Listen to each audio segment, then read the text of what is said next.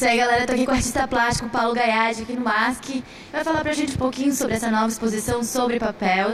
Lindíssimo, e vai discorrer sobre toda essa história aqui pra gente, né, Paulo? Bom, então, na verdade, a exposição ela se divide em mais ou menos 4 blocos. É um conjunto de obras que, no fim, formam um todo. O primeiro bloco seria esse espaço aqui, que eu chamo de Memórias da Cozinha, e que a ideia é o seguinte: eu parto da mesa que foi da minha família, que meus avós, meu pai, e hoje está comigo. E sempre na questão da cadeira, que representa meu pai e minha mãe. Sobre a mesa estão os 3 ovos, que sou eu e meus 2 irmãos. Então essa é a ideia da família. Essa tela eu chamo de tela-mãe, que na verdade ela comanda o restante, e entram as anotações de memória, e que em cada trecho sempre eu repito a mesa, o alimento, e vou incorporando a esse espaço meu pessoas que fazem parte de outras obras, que entram por outras razões e que eu chamo para minha mesa. E aí um segundo bloco, que eu parto da Divina Comédia de Dante Alighieri e crio uma visão minha, tirando a questão cristã da história, como seria o meu purgatório, o meu paraíso, o meu inferno. Então esse é o purgatório, que é onde surgem aquelas figuras da memória da cozinha, que eu vinha pensando como que eu construo esse purgatório. O que é purgatório hoje? Eu estou andando numa feira de antiguidade, encontro um lote de fotos antigas, que é exatamente essa coisa do abandono. Eles estão ali, tiveram família, tiveram uma história, e naquele momento estavam largados ali sem identificação, você não sabe quem é, de onde veio, e é o próprio desprezo. Então eu tenho um lote de papel muito velho, papel jornal amarelado já, então eu passo a imprimir essas imagens sobre esse papel quase podre, e esse papel vai sobre esse papelão. No Paraíso, o que eu faço? Eu tenho um livro que ele tem imagens feitas entre final de 1800 e início de 1900. Isso são fotos eróticas, numa época em que a pornografia era proibida em qualquer lugar do mundo. Eu refotografo detalhes desse corpo, excluindo essa questão mais erótica, e fico com a questão mais sensível do corpo, do prazer, onde se concentra esse prazer. Eu reforço essa coisa lírica do estar junto, do toque, dessa união de corpos, que na verdade dentro da concepção cristã levaria ao inferno. Morte, dor, tortura, sofrimento, e então esse trabalho maior eu chamo de A Porta do Inferno. É uma imagem da rendição alemã na Segunda Guerra Mundial, onde eu faço uma super ampliação e que eu percebo que só duas das pessoas estão encarando a câmera que fotografa.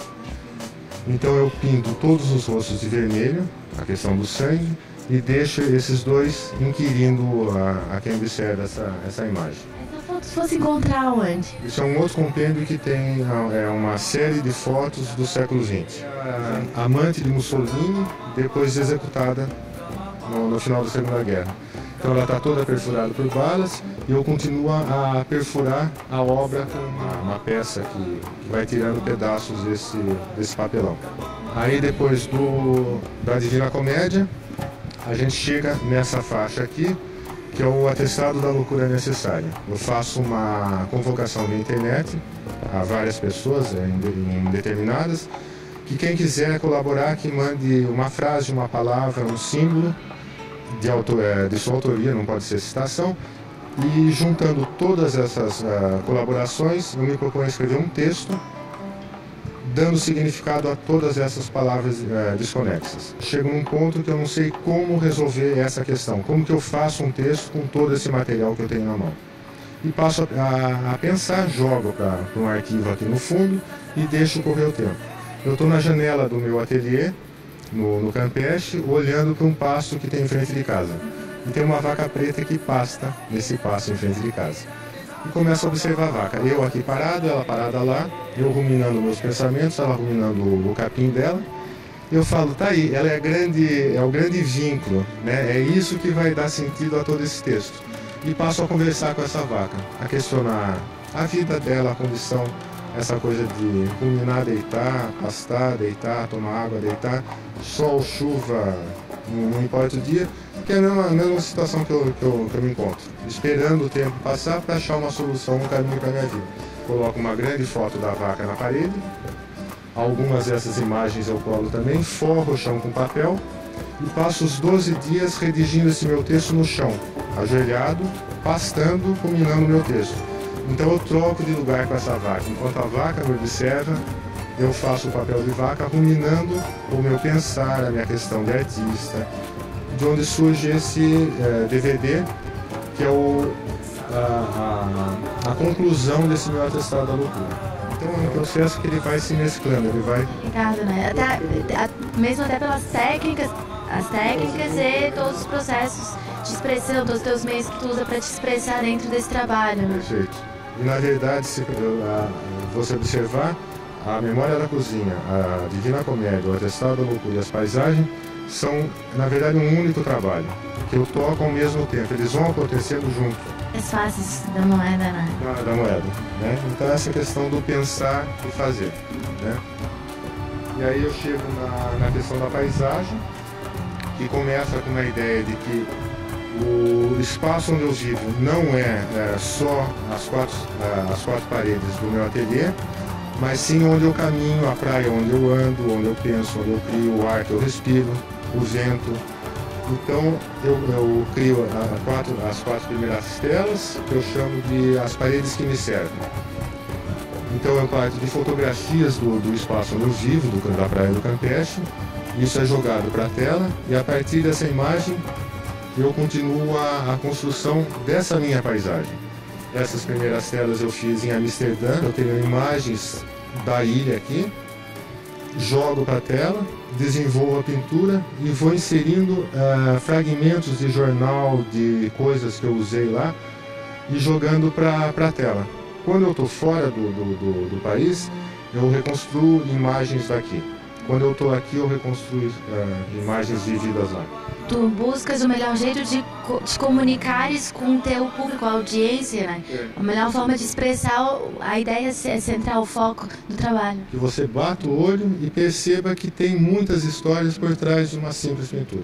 Um trabalho que já tem mais de um elemento, mais do que tinta, ou já tem alguma coisa inserida, já tem mais do que um significado, já tem mais códigos para a audiência configurar e entender e ir atrás. E, na verdade é a função da arte, você cutucar e fazer pensar. Se você conseguiu provocar alguma dúvida, você está no caminho certo. Eu tenho os trabalhos mais recentes, que a ideia foi encerrar a mostra com eles, que são anotações que eu fiz em Delft. Delft é uma cidade da Holanda, próximo de Amsterdã, e onde viveu o Vermeer, que é a garota do brinco de pérola. Brinco de pérola, né?